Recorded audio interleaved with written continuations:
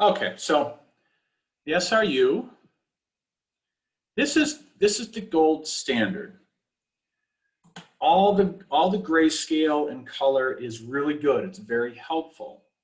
But the spectral velocities that we find is really what we're concerned about. Now, you'll notice there's ICA.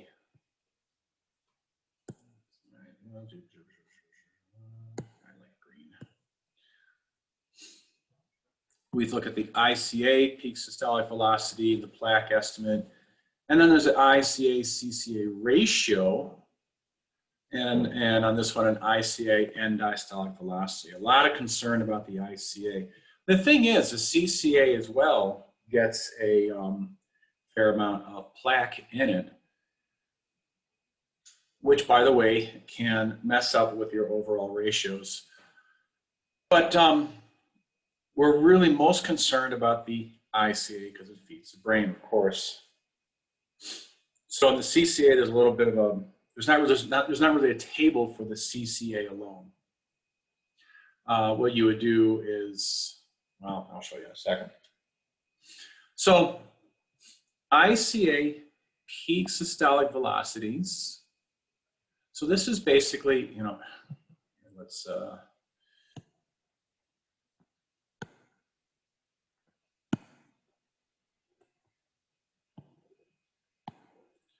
here's our general vessel. We have our CCA here. ICA is really big on this person. And so, by the way, this is a common configuration. If my hand is the bulb and the ECA comes off really early, it kind of looks like that. That's a common configuration. So really, we're still, this is all bulb to all in that area. So you really want to take your image, you still want to take your ICA images a little bit more down here, perhaps. Now, when we measure ICA, well, if it's clear, you just simply measure, measure, measure, and you're done. And if it's clear, you're not going to be in any danger on this chart. But if it's not clear, there is a stenosis here and blood is really forcing its way through at a high rate of speed, the area where we're going to check, of course, is going to be anywhere where the highest velocity is noted. And that's where this ratio comes from. It's not down here, it's not some random, it's not always proximal, it's not always mid or distal, it's wherever you find, in the case of actual disease, wherever you find the highest degree of stenosis is where we're going to put that into our chart. On the CCA, I prefer distal because it's the closest. If you're going to have a ratio of apples to apples, you're going to want the closest CCA to wherever you're doing the ICA, whether it's ICA proximal or mid-distal or internal carotid at the highest velocity that you find. By the way, the machine will automatically take the proximal ICA. So if it's going to choose one, so you might have to choose a different ICA. Let's say you found your worst stenosis here. It's not really proximal. You already took your proximal. You would have to change. You have to tell the computer, no, I want to do this. I want to compare the mid ICA to the CCA because that's where the greatest stenosis is. As far as the ICA is, CCA is concerned,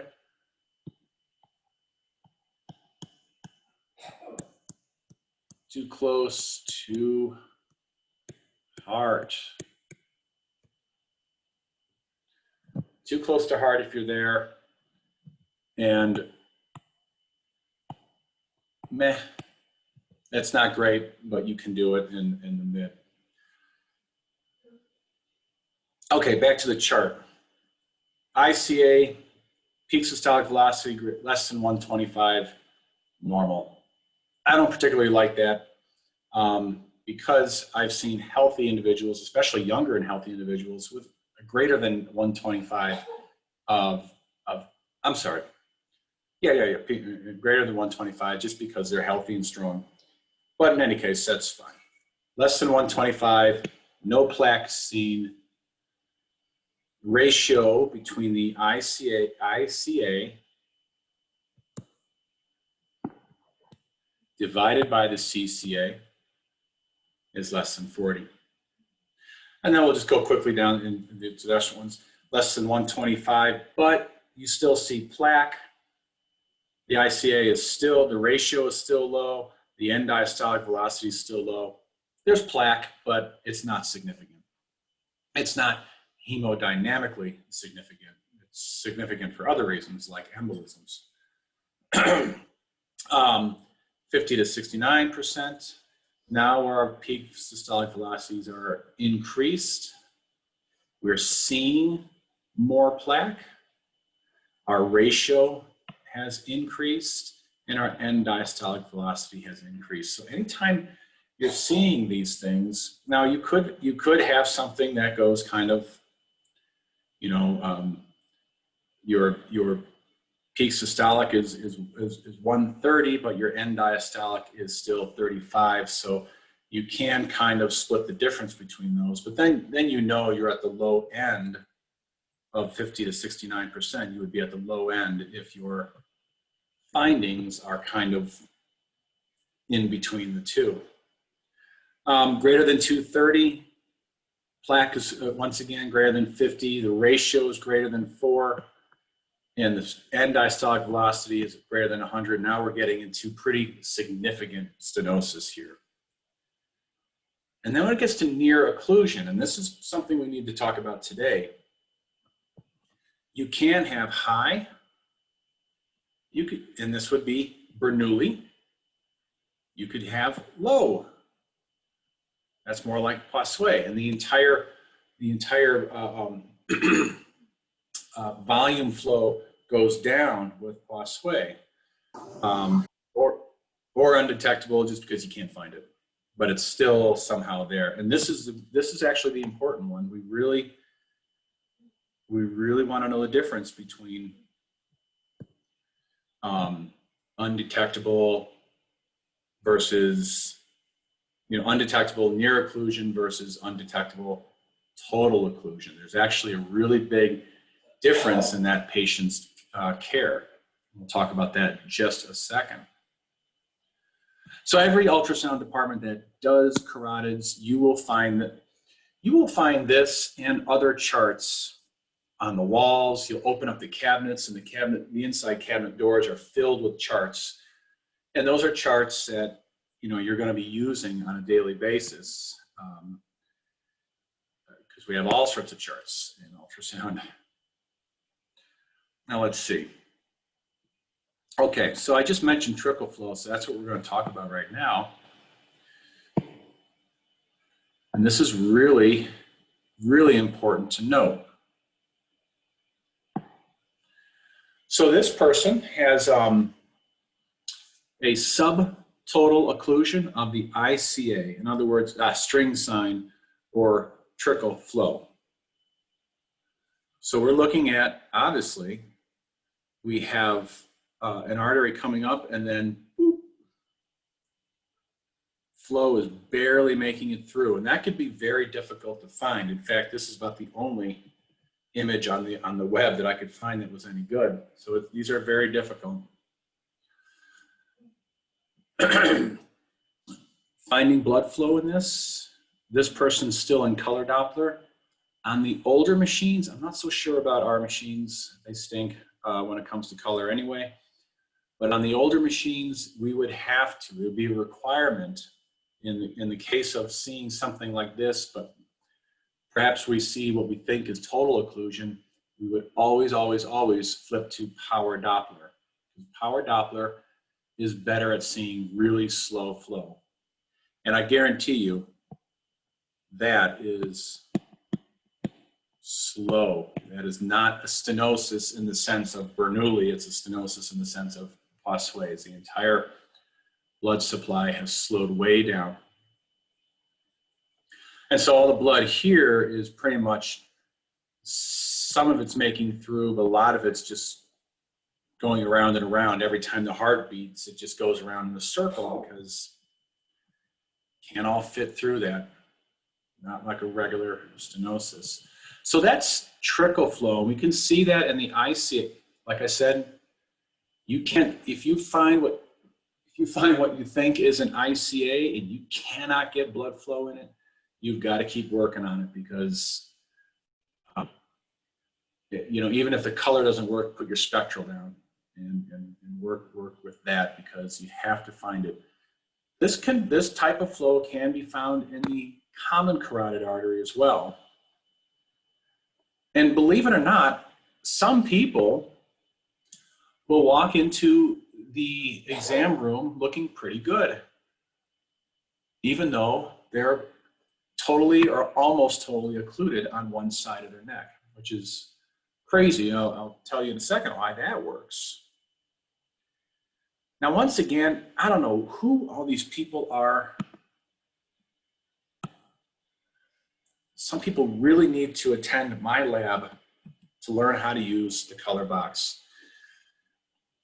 Now, they probably were messing with back and forth, trying to figure out what was going on. But because they were probably looking at this stuff in here thinking, oh, that's just reverb artifact. Nope, that's a total occlusion there. Now, if this were the only picture and I was a doctor, I would heck not accept this. You have to have the best Doppler angle possible. You'd have to put power Doppler on. You put spectral on, and you take that spectral and you move it back and forth in here, trying to find any kind of flow. Reason being, it makes all the difference in the world for the patient, whether or not they have a, right up here, N-DART,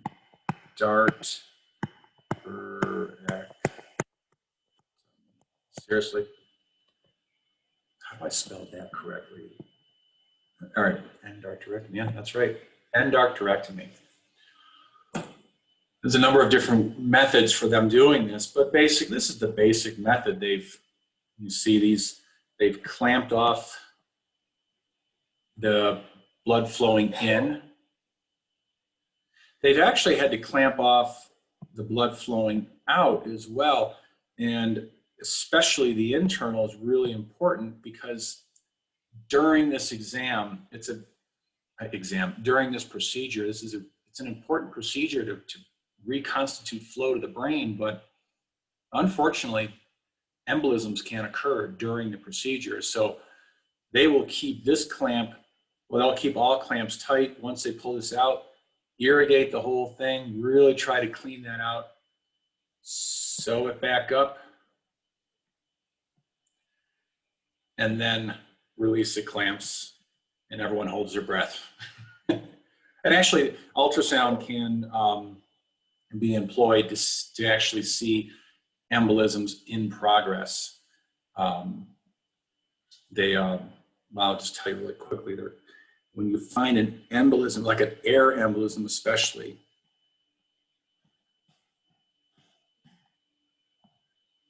it's called a HIT, high intensity transient. It's just hits with apostrophe S. High intensity transient. Something. I didn't look that up actually. I don't even see it in your book actually. I'll bring that up. Since I've mentioned it and I didn't really fully discuss it, let's.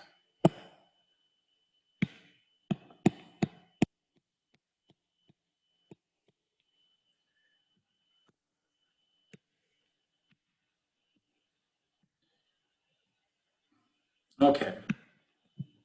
Oh, and so a couple of, this one thing, let's zoom in on this guy. When we do run into an occlusion, so I think you guys have a pretty good idea what the post-stenotic waveform is. If it's a pretty bad stenosis, you get tardus parvus. So the wave is like whoom, whoom, whoom. And you'll never really get that sharp upstroke back again. There's for a long time, for several centimeters, several inches, anyway, beyond the stenosis, you have a really chaotic, disturbed flow.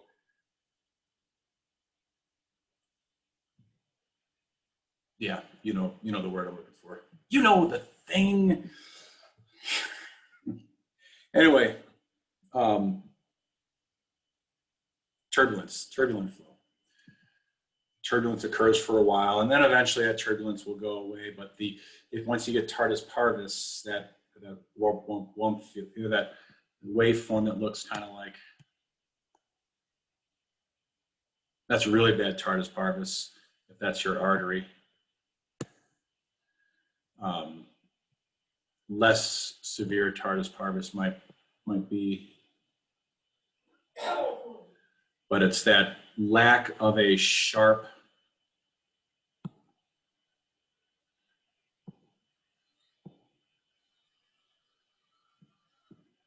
that really fast upstroke, fast acceleration time. We did talk about that last time. Fast acceleration time, slow AT, because the speed, the time it takes to go from here to here is slower, so it's a slow acceleration time, and this would be a very slow because you have all of this time involved to get to peak systole. So these slow acceleration times, or tardus parvus, those are post-stenotic.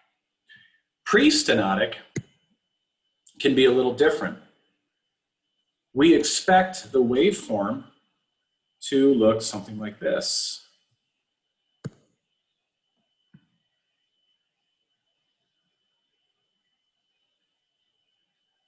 You know, there's not necessarily, this is carotid, that's ECA. It doesn't say what this is, but this appears to be right, probably, anyway. Well, instead what we're seeing is just this, is up and then down. Actually, even a tiny bit of reversal here, but very high resistance. Well, we don't expect that high resistance going into the head. Certainly not the ICA, not even the ECA has that high of a resistance. So this kind of sometimes called the water hammer, because it's like boom, boom. There's no boom, there's no sound behind, there's no diastolic sound behind it. Okay. So yeah, this is a pre-occlusion. This looks like it's right before the occlusion, because there's really there's no flow at all other than the quick attempt at a forward flow. Back up just a little bit and see what's going on with this image.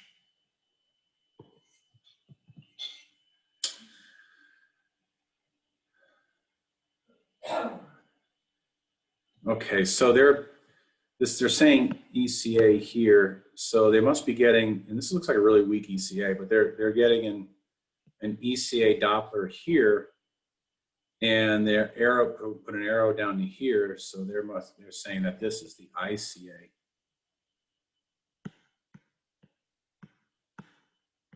And no color in the ICA. Now this ECA looks pretty normal.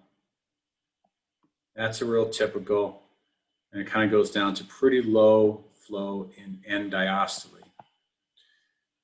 That's a pretty normal, although I don't know.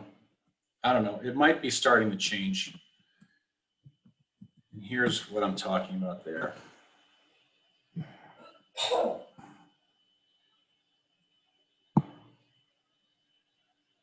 Okay, so keep that in the back of your head. CCA can get completely occluded. The ICA can get completely occluded. Your body doesn't just give up at that point. It has a lot of options. Now let's just look at the anatomy real quickly here. This is the external coming up. And it has a number of branches coming down here. You know, the first, this first branch must be the superior thyroid branch right there.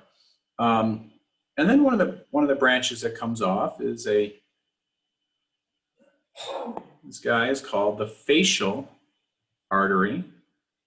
It comes up under your jaw, around your cheek, through the side of your nose, and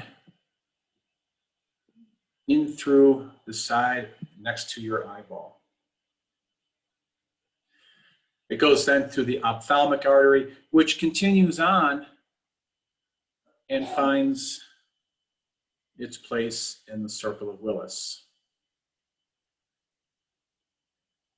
Actually, it comes on to this location. I'll show you this. No, I will show you.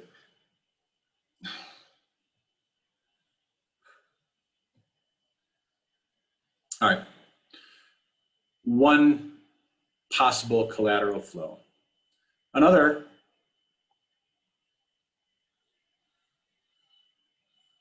we have flow that goes through the occipital artery.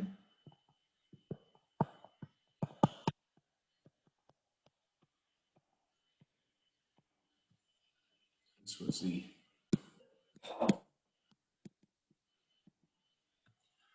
that occipital artery travels in close contact or very close to the vertebral arteries, the ones that we're looking at, except all the way high up in the neck where the vertebral arteries eventually actually go into the back of the skull. The occipital artery is close by there, and it has connections that will go back to the vertebrals. They're not big connections. It's not a normal pathway. It's just there's a lot of extra arteries in our body. So this is a couple of things that could happen. Well, that could happen. I really haven't explained what's going to happen. These are possible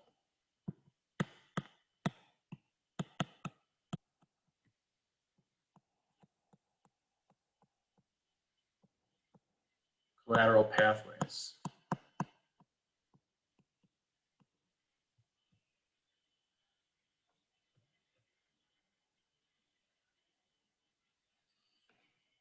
Okay.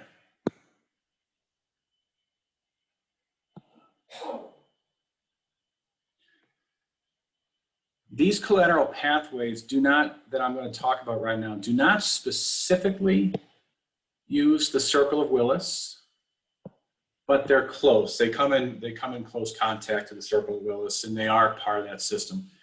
This is designed. This circle here is in the base of your brain. Not everyone has a complete circle of Willis, but it is designed as collateral heaven.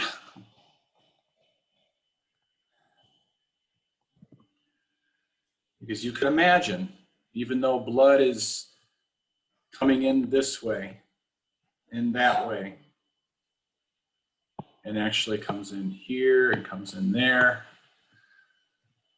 if any one area has deficiency in blood because of occlusion or perhaps just the way you're born, the blood flow easily changes direction inside of the circle of Willis. So there's normal flow. All you got to do is clamp off or get a embolism, let's say, or plaque in any one supply, and the blood flow changes quite easily. This is one reason why people with really, really significant blood loss on one side of their neck, and not blood loss, but I mean blood flow interruptions, so their ICA is completely occluded, they could walk in, whistling Dixie, completely normal, even though half the blood supply, or almost half the blood supply of their brain has been removed. This guy is designed to say, well, we'll just bring blood all the way around the circle in order to feed the brain, rather than in and out of the circle like it normally would. But circle Willis anatomy is for another day. I do want to jump over to this picture and show you a real life, pretty amazing thing that happened to this person. So this person has a totally occluded common carotid artery.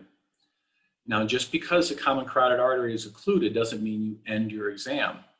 Let's look at this. They went up and they found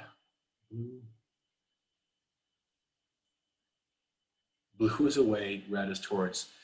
Someone didn't look at their, am I right? Blue is towards, I'm sorry, blue is towards, red is away. Ugh, my fault. Yeah. So the ECA is running backwards. The ICA is running in the correct direction, but neither of them are being supplied by the CCA. So let's look at a possible, how that could possibly happen. So let's see, our CCA on this person is now totally occluded.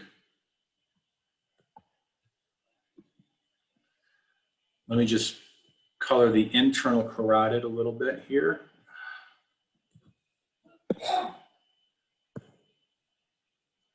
How big is that?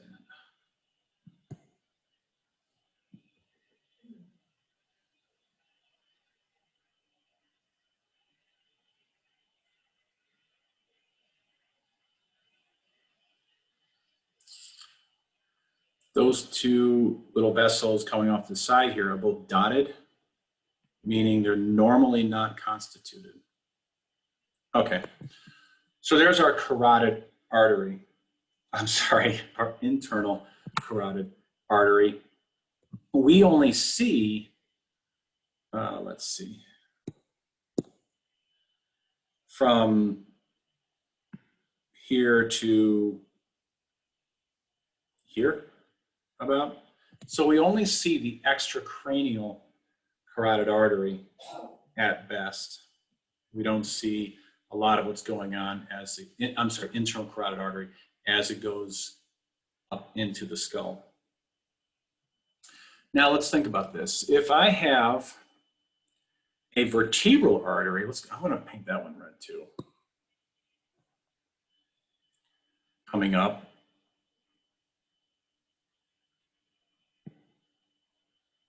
And that goes into what's called the basilar artery. Let me just show you really quickly.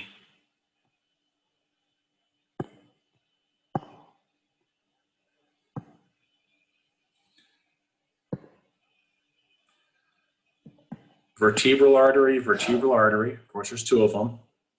They meet in the back of the neck, kind of way up near, well, really in the back of the head. They meet and form the basilar artery, as in basilar artery. Okay.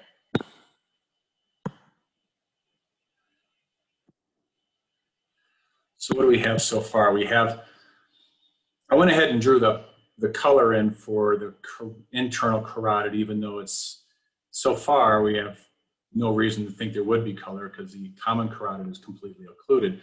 But then I filled in the color for the vertebral. Let's continue doing that. And think about, well, this is one possible direction.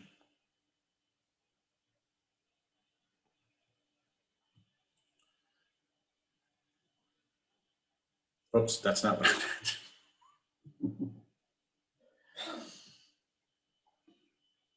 In fact, that's, well, yeah, no, this is fine. There are connections from the occipital artery. Now, the occipital artery is not a deep artery. It's actually on the outside. It's an external carotid. It goes around the back, the occiput, around the back of the head. But there are small connections. Normally, this would be a very small connection. In fact, you know, if we travel in this direction, we can, whoops, I'm going to switch to blue here, actually, because this flow is going to be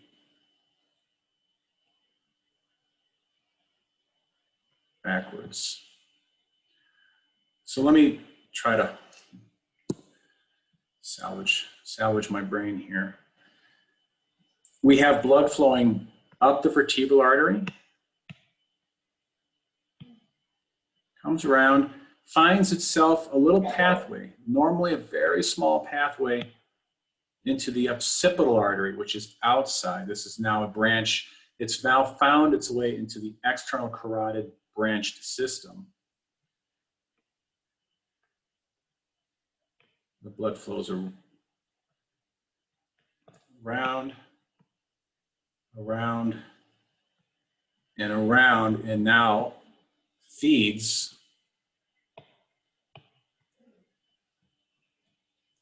the internal carotid artery. So that's one. I just had an article open that said, and it was really just talking about the neck up, mostly the brain, but pretty much the neck up. And the surgeon, the vascular surgeon, the neurosurgeon who wrote the article said there's really no limit to the amount of things that the body will do in order to reconstitute normal flow. So of course, if you were to look at this person's vertebral arteries, you'd actually find a lot more flow in one of them than the other. And that would be because it is feeding more than one. It's feeding its own system and then feeding the internal carotid as well. All eventually going to the circle of Willis. Now, what was the other? What you talking about? I know. Every time I think that too. Yike.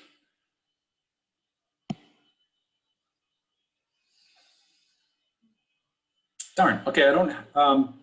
There's another really good one.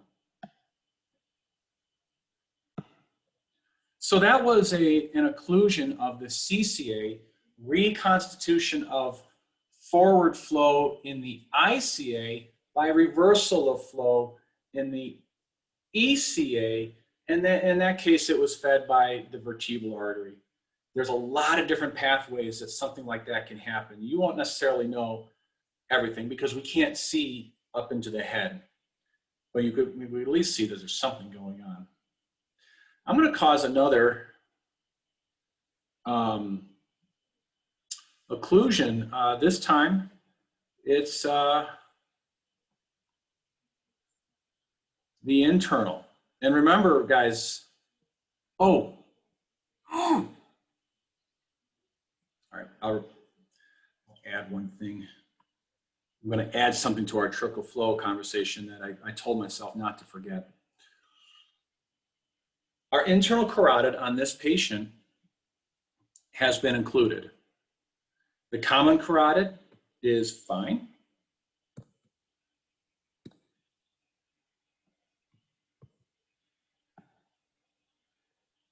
The bulb, you know, honestly probably has something going on in it, but we'll just call it fine. And this is all external. It's feeding the face. Here's the facial artery.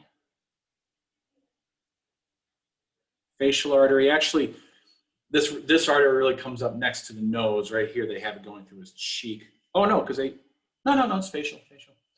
It really goes up next to the nose, and then a significant branch dives in between the nose and the eyeball and becomes the ophthalmic artery.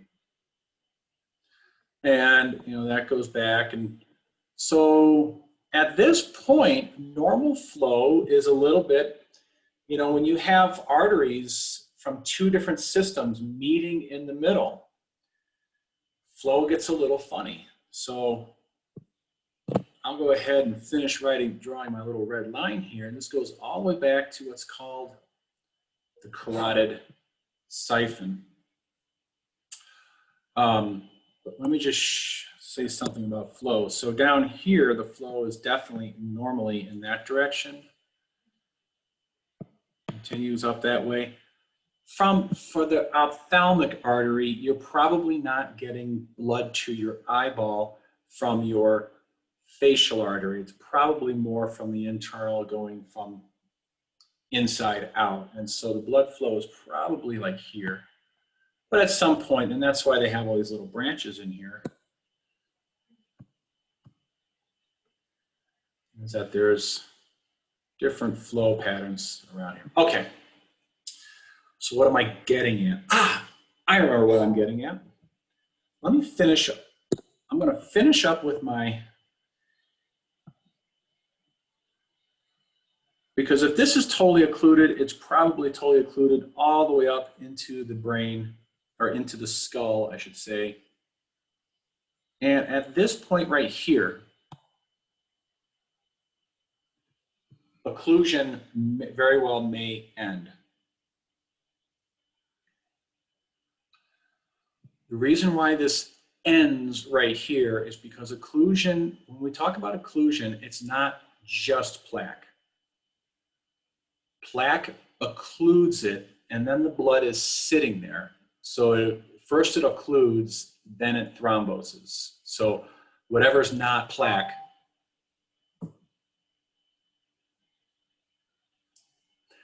whatever is not plaque is thrombus. So you can't just have blood sitting there and not turn to thrombus. So we may have, you know, major plaque down here, but the rest of this is thrombus, blood clot. That's an important distinction because at this point, blood can actually travel from the facial artery, past the nose, next to the eyeball, all the way into what basically, when they haven't really drawn it here, but the circle of Willis is right here. So now your external carotid through the facial, through the ophthalmic, is now feeding the brain. And I've never asked anyone, you don't find these very often anyway, but that has got to cause some throbbing in the eyeball to have because now this normally small artery has got to have been increased, double in size, triple in velocity in volume. So that has got to cause some eyeball headaches here. So this presents a very confusing issue, though. We know, as sonographers so far, that the normal waveform, red, really? That's okay. Let me just make this green. Let's see.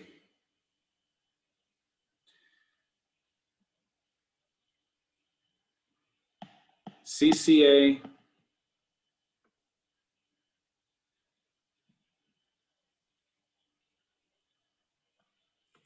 ICA, very high resistance waveform in the ICA. CCA is kind of intermediate because it's normally feeding both arteries, a high and a low.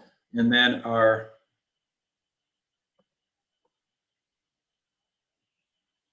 this is normally our,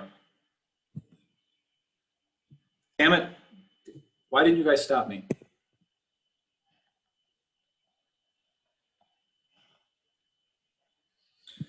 I made a mistake and no one stopped me. ECA, external,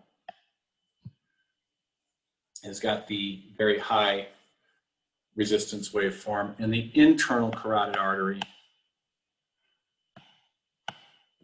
has the low resistance waveform. Now here's the problem.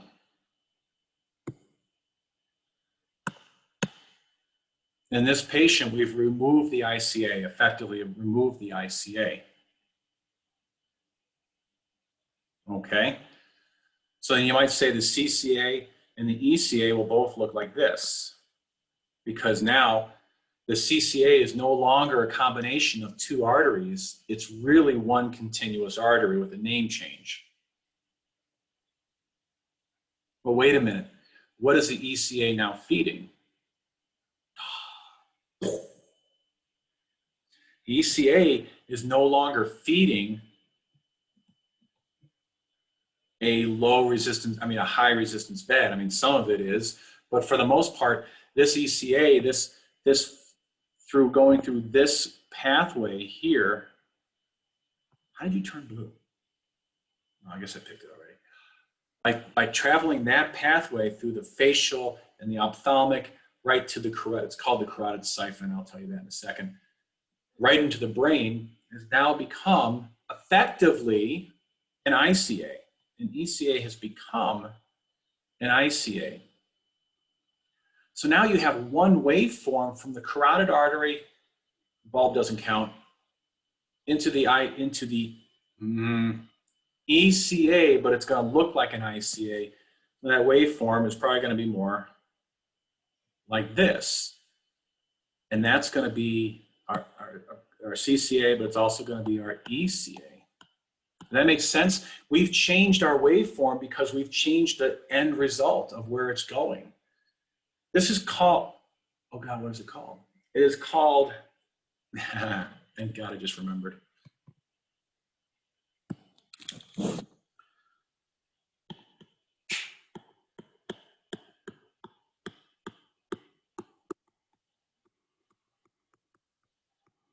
Internalization of the ECA. We like to verbify things. So internalization of the ECA. The ECA has effectively become the ICA, at least as far as its waveform and as far as its function goes. It's actually kind of traded functions here. Now, if you don't know that this has happened and you're like, geez, which artery is which, and I can't find, this is a really hard patient, and then you put the waveform down or you put your spectral down and you find a low resistance waveform, you might automatically say, well, okay, well, good. We got the ICA is patent. That must mean the ECA is occluded. No, not necessarily. So they can trade waveforms in certain cases. Always got to be careful. Always got to look for, that's why we look for our position, as long as they're side by side, one's bigger than the other, one of them has branches and one of them doesn't. Ultimately, it can become extremely difficult to know the difference. So that's another possible collateral pathway. So I had an epiphany. I forgot to tell you something important about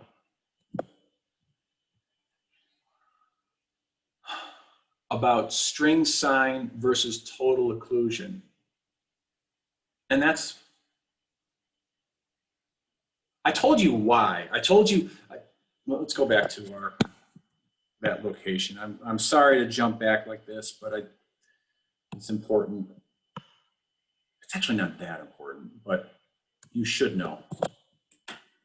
I already told you that if it's a total occlusion, I don't think I was even that clear on this actually. If it's a total occlusion, they are not amendable to surgery. No endarterectomy. If it's trickle flow, if you find trickle flow, they can have surgery. And I was never taught this. I was like, why, what's the difference? I mean, the tiniest amount of flow, surgery, yes. No flow, absolutely not, no surgery. I finally found a reference to that. I'm just going to draw a quick. Actually, I will draw a quick internal. Let's see.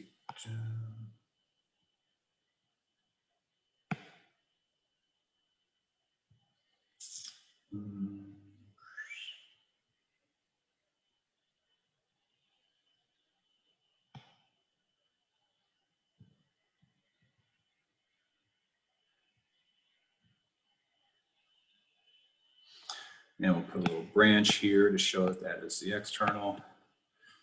Okay. I drew the curly Q up top because I wanted to show you something with that too.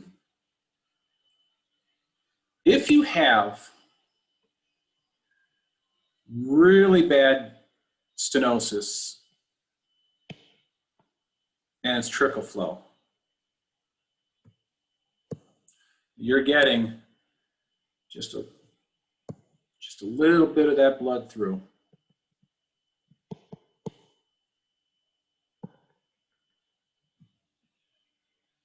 So the blood, of course, is going this direction. It's making it through just barely, and then it barely reconstitutes here. Now, the problem is this reconstitution of flow might be occurring so high up we can't see it. All we see is the trickle flow. All we see is near occlusion. But as long as there's trickle flow, there's no, at least there's a very good chance of being no thrombus. If there is not trickle flow, if this is a total occlusion here, then here I'll use a different color for thrombus. Then we have thrombus all the way up at least to there.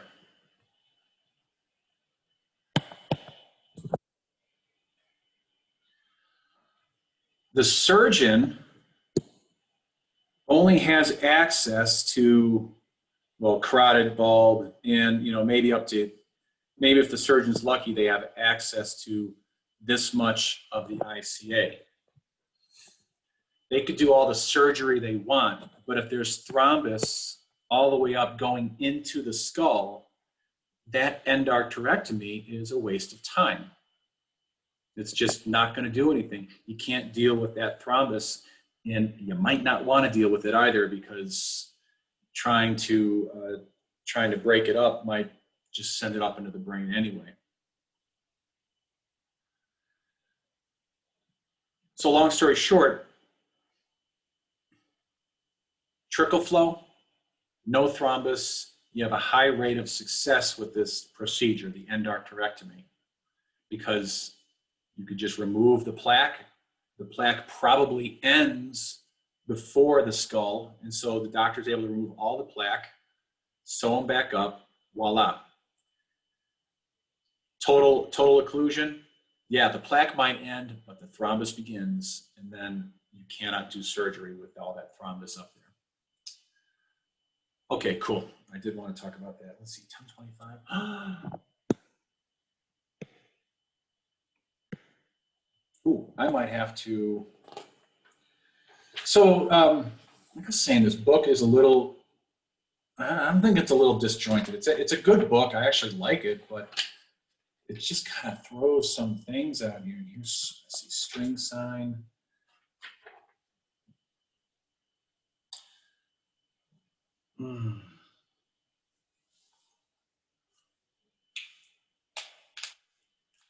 Okay, we could do this. Is there anything else I wanted to talk about? The circle of Willis is another day entirely. And it's probably a couple chapters away. All right.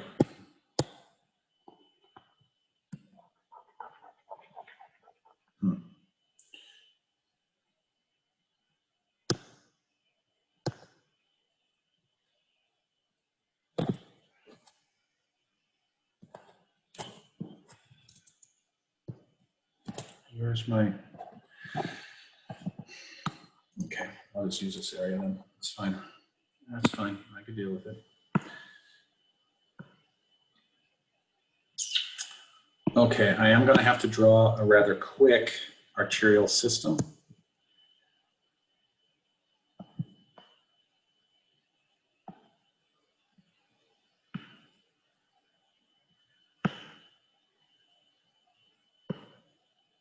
Aortic arch,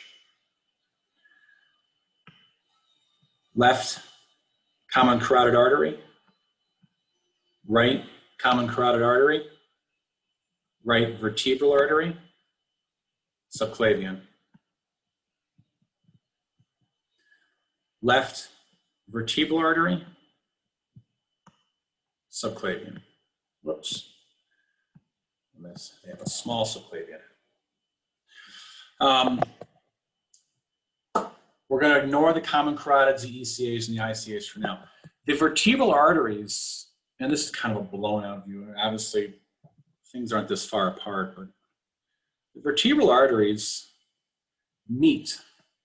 Like I said before, they actually meet right in the back of the head. Like if you feel the back of your skull and there's almost like a divot, you know, that's kind of where a lot of things are going in. You know,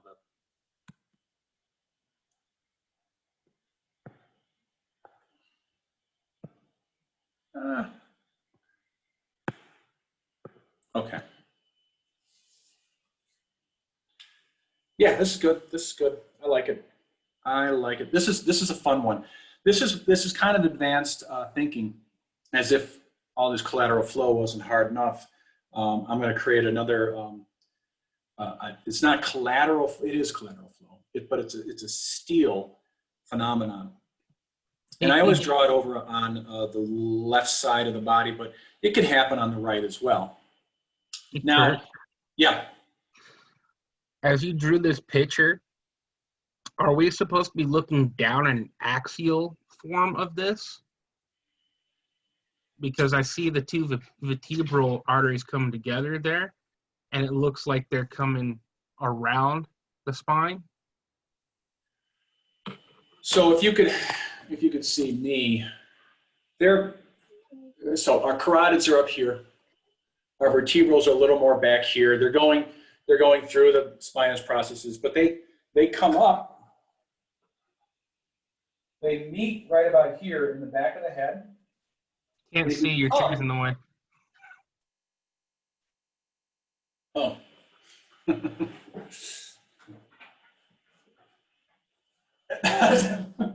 Okay. Yeah, now we can see your neck. They come up and they meet here in the back of the head. And they meet, they actually form the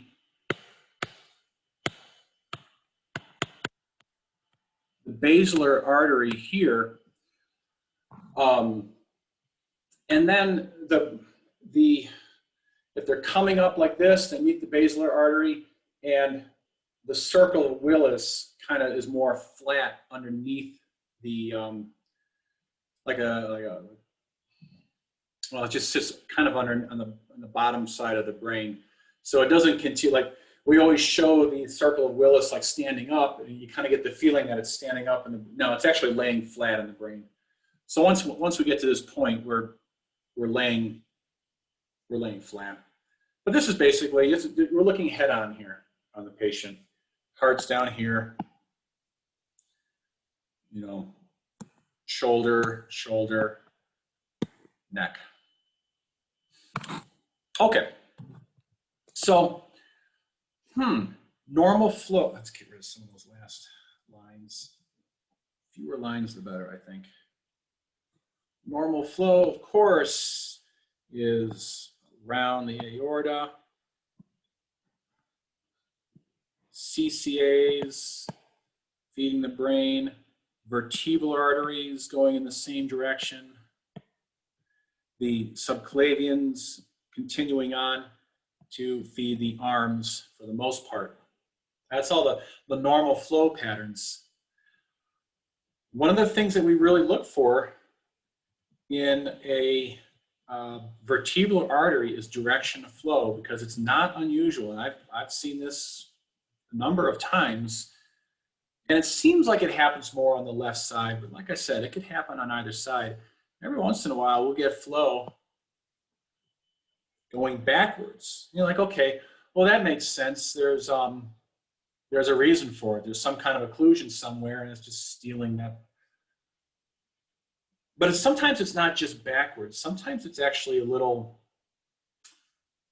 bit confusing. So I'm going to have to show you the waveform for the pre-steal condition. In other words, it's working its way up to a full steal, but it's not quite there yet.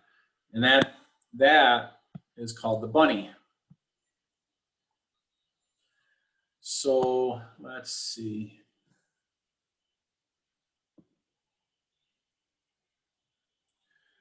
Nice little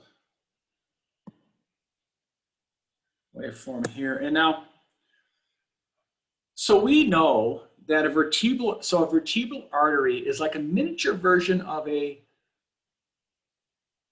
ICA. Miniature as in that's usually smaller on our spectral, so we have to change our PRF, but it's feeding the brain. And so a normal waveform is something like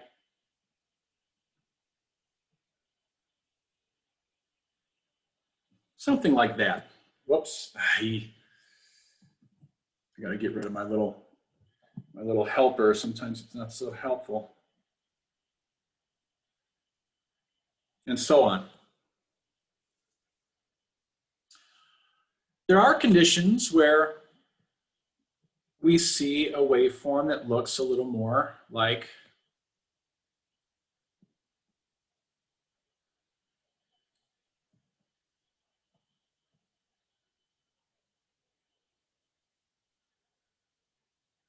that. So I'll go ahead and give you the I'll jump straight to why it's called the bunny sign.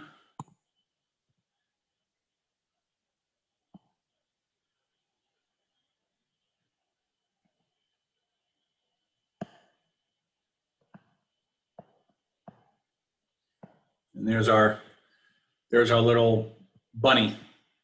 Sometimes even people draw it backwards, but that's okay. That is our bunny. Well, what is happening with the bunny? What's really interesting is, I'll give you a little hint. This is a reversal of flow. And we sometimes see this. We see this actually, we see this in the legs. We see a waveform that does that in the legs. That looks pretty familiar when you're familiar with what a leg artery looks like. This isn't that unfamiliar, but there's something not right about this image. And it's this sudden drop from here to a reversal, and then back to forward flow, and then diastole continues on, and then eventually ends with the next beat of the heart. Let's see, do I give you the punchline and then the joke? It's not really a joke. Here's the punchline. This arrow down here is peak.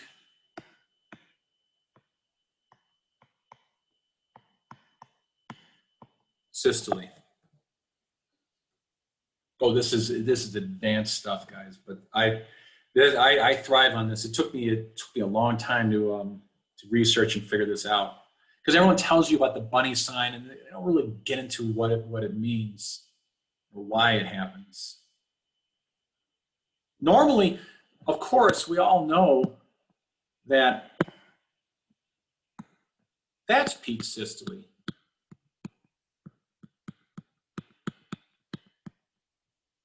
We all know that. That's what we've been taught. Every ultrasound tech knows that that's peak systole. But in the case of a pre-steal,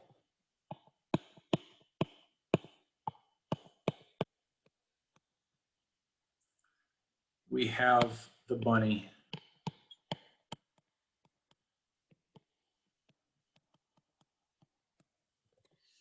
And there are variations on that. Of course, it's not going to look exactly like this every time. Sometimes that peak systole just touches the baseline. Sometimes it doesn't even quite touch the baseline. But it does have a reversal of flow, or at least a reversal of momentum at the least in peak systole. Okay. Your favorite guy well, your second, I'm your favorite guy, but your second favorite guy, Bernoulli, has a lot to do with this. So let's say we have our aortic arch here. We have these are just CCA, CCA, and our vertebrals are these two that meet at the top. And this is subclavian artery. And let's just say we have some plaque right here.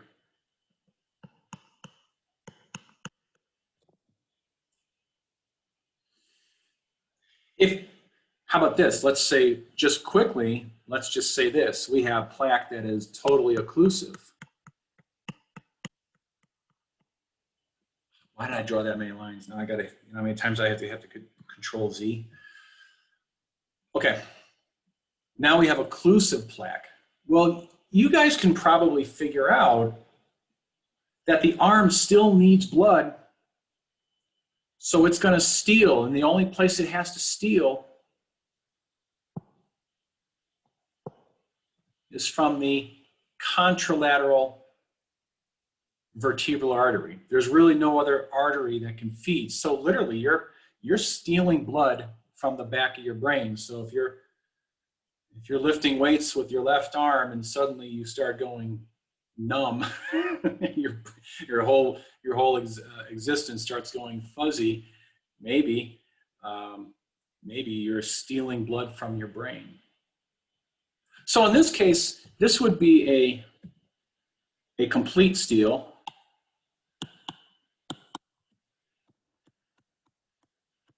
And the waveform is pretty simple.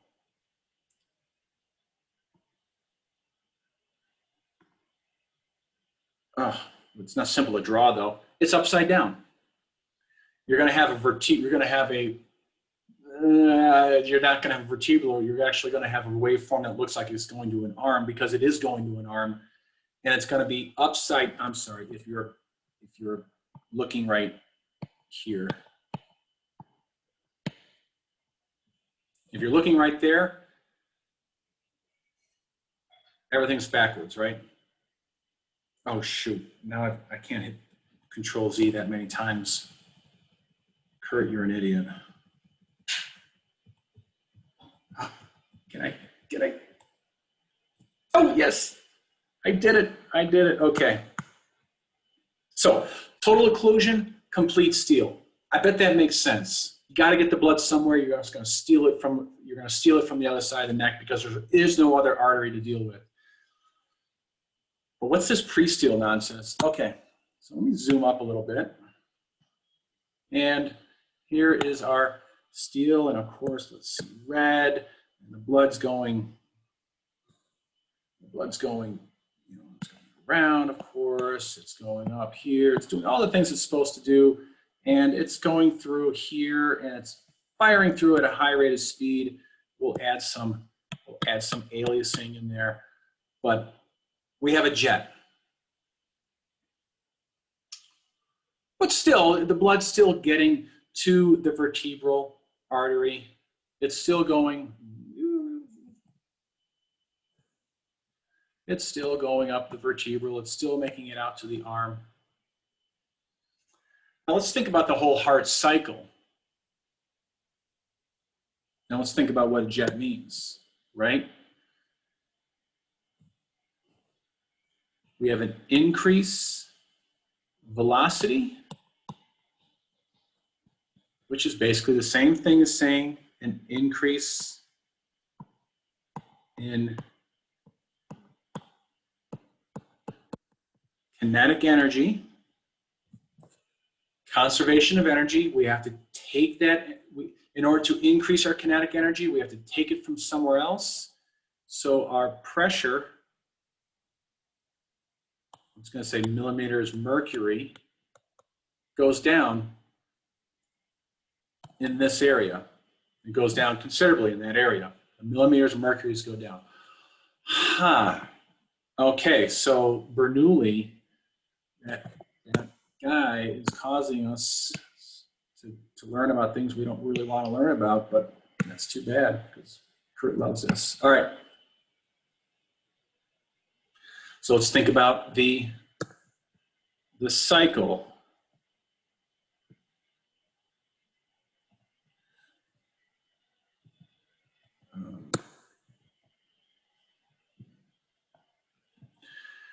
The heart cycle. As the heart begins to beat, the velocity is going up. Remember, that's our velocity scale. The heart is in the middle of contraction. The velocity of the blood is traveling faster and faster. What happens as it travels faster and faster?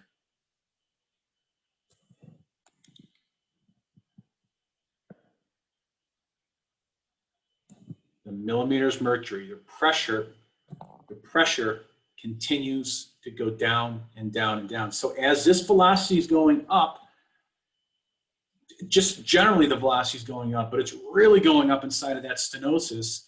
The pressure is going down, down, down, down, down.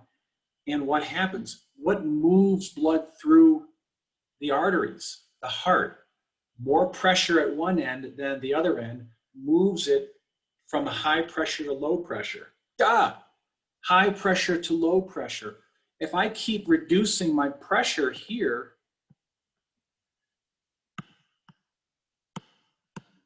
I keep reducing it, I'm going to reduce it to the point where the pressure up here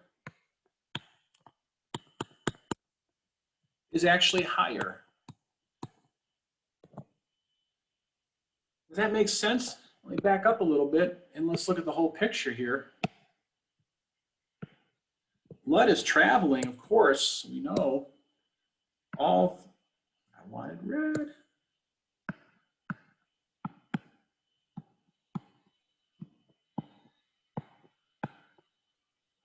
This pressure here is going to have a certain millimeters of mercury. It's just the regular heart pressure. Let's just say it's 120 over, I don't know, what, 90.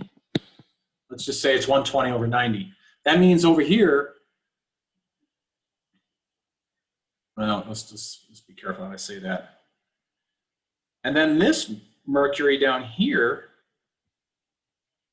because of the stenosis, because of Bernoulli's principle, it's now, let's say, at some point it gets to 100 over 70. I don't know, I'm just making it up here. So 100 over 70 right there is sure a heck of a lot less pressure than 120 over 90 over here.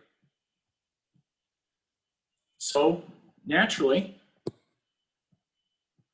the blood is going to come back down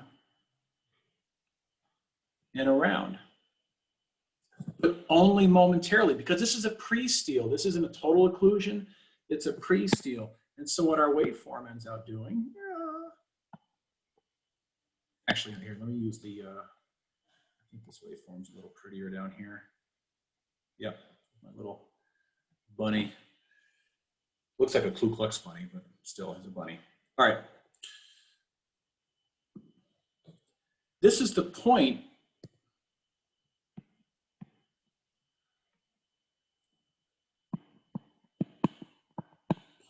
where millimeter mercury balance changes. So the balance between what's upstream and downstream changes at that point. So therefore, the heart is still beating, and then it's reached its maximum velocity, of course, normally right up, oh, idiot.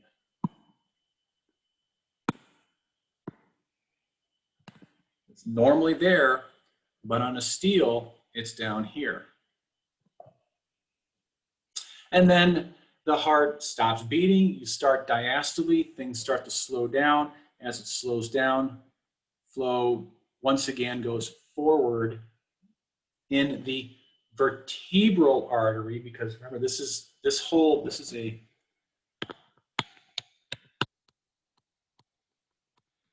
vertebral spectral here. We're looking at this up in the vertebral, and we're assuming, oh, by the way, where I just drew a plaque, that is, let's see, left side. That's way down here. This is all bone. I have a big bone right here. And you can't see through that at all. Anyway. God, that took me 15 minutes. Does that make sense? I mean, I know your head's probably swimming a little bit, but did that make sense? Anybody? Not so much, Emily. I could see that sideways smile is kind of like no. Well, fortunately, we're recording it. You can always watch this part again. It's really, I don't know. I think it's pretty cool. And most people, look, no one else out there is going to know this other than my former students. But even your radiologists, you know, they would figure it out. They're smart, but they haven't really thought this through entirely.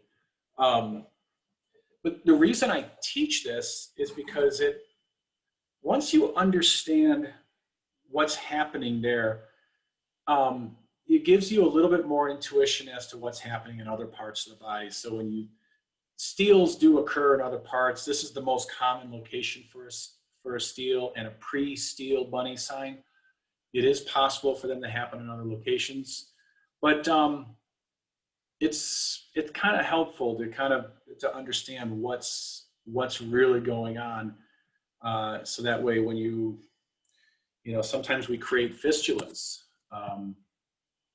You know what? I'm not going to get into a fistula conversation. That's the last thing you need right now. Okay, 1050. I just blew your minds with that.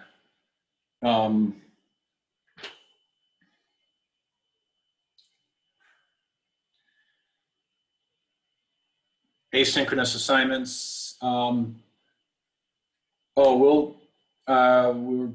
We may or may not go over the test tomorrow. I went over it. You guys you're going to kick yourselves. You're going to kick yourselves, but I went over that and to see what and where went wrong. Yeah. Any other? I can't. Obviously, I can't think right now. This whole vertebral steal has sucked my brain. So it's the record button. It stops you from thinking. I should probably